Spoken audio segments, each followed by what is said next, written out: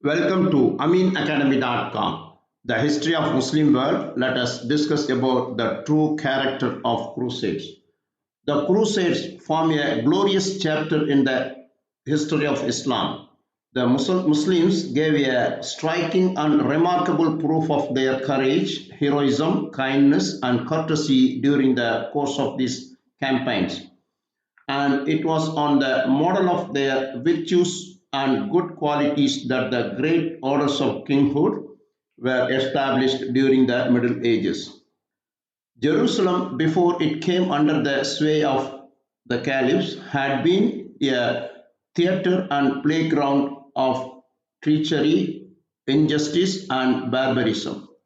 But the city seemed to be inspired with a new life under the rule of Islam, and all forms of communal strife came to an end. The Christians were permitted to perform their religious rites without any obstructions or hindrances. But when the Crusades broke out, the forces of oppression and unpeace were once again let loose in the city. The Crusaders, fighting in the name of religion, flooded the earth with human blood and slew wholesale without distinctions of men, women, or children. But such is the glory of Islamic training that when Saladin brought Jerusalem under his power, he did not allow the least oppression to be committed upon the non Muslims. The conquest and recapture of Palestine was the ostensible object of the Crusades, and the ignorant masses of Europe joined in these wars under that impressions. But in point of fact, the Crusades had nothing to do with religion. The priestly classes of Christian Europe had reached a state of degradation during the Middle Ages, and it was the direction of these priests that the Crusaders crossed over from Europe to Asia in order to discover a new field and fresh opportunities for pillage, massacre, and robbery. On their way towards the Holy Land, the so-called Crusaders committed the most barbarous acts of wanton cruelty upon the people of Bulgaria, Hungary, and other countries through which their passage lay. Some hints can be gathered from the works of H. Milman of the fearful atrocities which they committed when they first reached Byzantium on their way. In this book on Latin Christianity, Milman writes to the following effect: acts of brutality were committed upon women even in the public streets, and the crusading troops carried away cartload of looted property. Prostitutes profaned houses of worship with their ribald and wanton songs, while even monks and priests came eagerly forward in order to take their share of plunder. Thousands of the crusading army fell a prey to disease and starvation on the way, and only a small remnant succeeded in reaching Palestine. The Crusades are often spoken of as wars of religion, but in point of fact, they were a terrible chapter of infamy and disgrace for the priestly classes of Christian Europe. The men who came with the ostensible object of saving the Holy Land from the hands of the Saracens were in fact a source of shame and infamy to the Holy Sepulchre. The Crusaders plundered and devastated whatever country they passed through, and among others, they slew numberless crowds of Jews.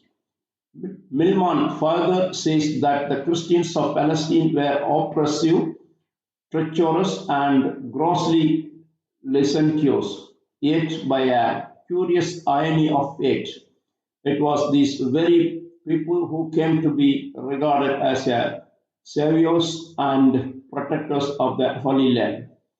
A large number of Jews were slaughtered during the Second Crusade. It is said that 300,000 lost their lives in the first battle and 30,000 more in the second battle of this campaign. Large number of young boys went forward for the rescue of the Holy Land and were unfortunately sold as slaves on the African coast.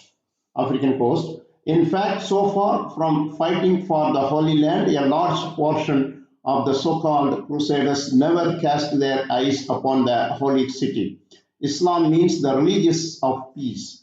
So long as Jerusalem was under the power of the Muslims, Arabs, Jews and Christians all were permitted to follow their religious practice in peace, and it was only under the Christians that the city fell a prey to all manners of strife, unquiet, and disorder. When Omar first conquered Palestine from the Christians, he did not flood the earth with bloodshed as was done from the Crusades. Nay, the Caliph of Islam and the chief priest of the Christians both entered the city together on terms of peace and amity, and yet when the same country was conquered by the Crusaders, hundreds of men, women, and children were put to the sword, and a deluge of blood flowed over the holy sepulchre. On the other hand, when the same town was again reconquered by Salahuddin, the world received a striking example of how kind and considerate a conqueror could be. The Crusades may be the result of Crusades. The Crusades may be considered as a material pilgrimages on an enormous scale, and their influence upon general morality seems to have been altogether pernicious. In one vital respect, the result of the Crusades may be written down as failure. They ended not in the occupation of the East by the Christian West, but in the conquest of the West by the Muslims East. Everywhere in the 15th century in Europe and in Asia, the Crescent was victorious over the Cross, and crusade and missions, whether one regards them as complementary or inimical, perished together.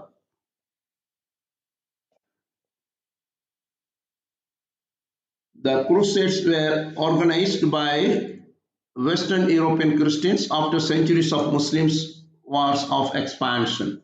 Their primary objectives were to stop expansion of Muslim states, to reclaim for Christianity the Holy Land in the Middle East, and to recapture territories that had formerly been Christian.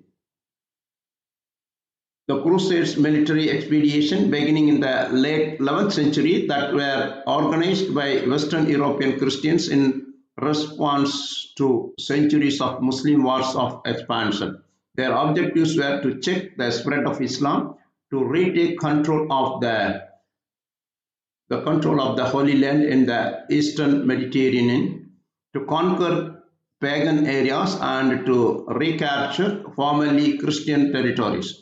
They were seen by many of their participants as a means of redemption and expiation for sins. Between 1095, when the first crusade was launched, and 1291, when the Latin Christians were finally expelled from their kingdom in Syria, where there were numerous expeditions up to the Holy Land, to Spain, and even to the Baltic. The Crusades continued for several centuries after 1291. Crusading declined rapidly during the 16th century with the advent of the Protestant Reformation and the decline of papal authority. Approximately two-thirds of the ancient Christian world had been conquered by Muslims by the end of 11th century, including the important regions of Palestine, Syria, Egypt, and Anatolia. The Crusades, attempting to check this advance, initially enjoyed success haunting to a Christian state in Palestine and Syria, but the continued growth of Islamic states ultimately reversed those gains. By the 14th century, the Ottoman Turks had established themselves in the Balkans and would penetrate deeper into Europe despite repeated efforts to repulse them. The Crusades constitute a controversial chapter in the history of Christianity, and their excesses have been subject of centuries of historiography. The Crusades also played an integral role in the expansion of medieval Europe. So far, we discussed about the true character of Crusades. We have done. Please subscribe our YouTube channel.